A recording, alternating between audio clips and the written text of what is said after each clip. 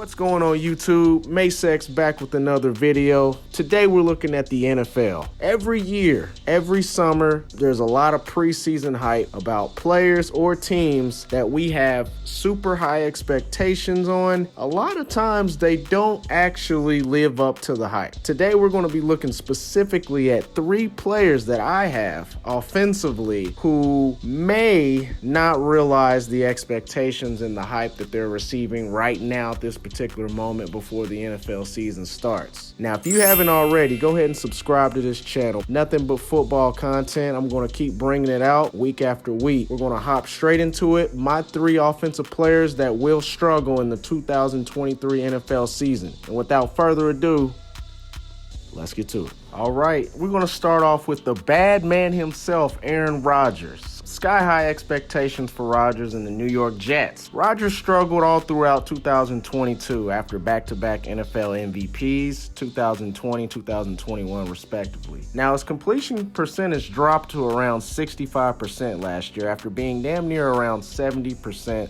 the previous 2 years I just discussed. He only threw 26 touchdowns, tossed 12 picks. This downward trend is something that I think will continue in 2023 in the Big Apple. I still think he'll be an upgrade over the likes of Zach Wilson and Mike White. I think we may need to pump the brakes a little bit on the 40-year-old quarterback. Also, hasn't made a Super Bowl appearance since the 2010 season. I was a freshman in college that year. I'm 31 years old now. My next offensive player who's going to struggle in 2023, it breaks my heart to say, but that's OBJ, Odell Beckham Jr. There's been a lot of hype surrounding OBJ. It kind of confuses me because what has he done lately? And mind you, this breaks my heart because OBJ is one of my favorite players of all time. But with this free agent signing this year with the Baltimore Ravens, I think it's going to be tough for him to live up to the expectation. This will be his 10th NFL season. He's going to turn 31 in November.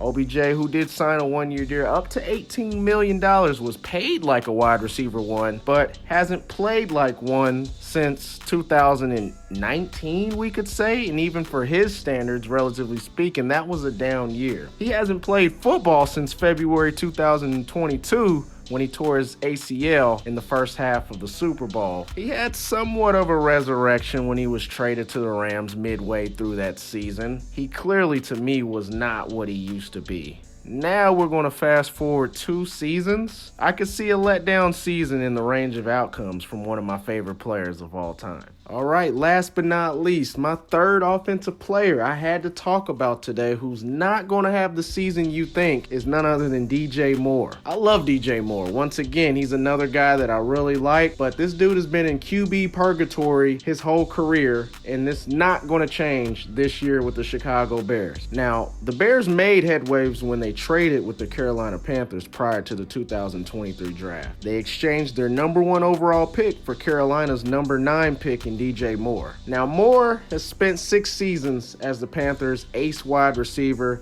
He's racked up over 5,000 receiving yards, 364 catches, 21 touchdowns in his career. That said, DJ Moore is statistically coming off his worst season since his rookie year. But it's understandable because DJ Moore has had some of the worst QB play you could imagine for a wide receiver. Now, I can understand why many are excited to pair DJ Moore with one of the NFL's most young, electrifying talents at the QB position in Justin Fields.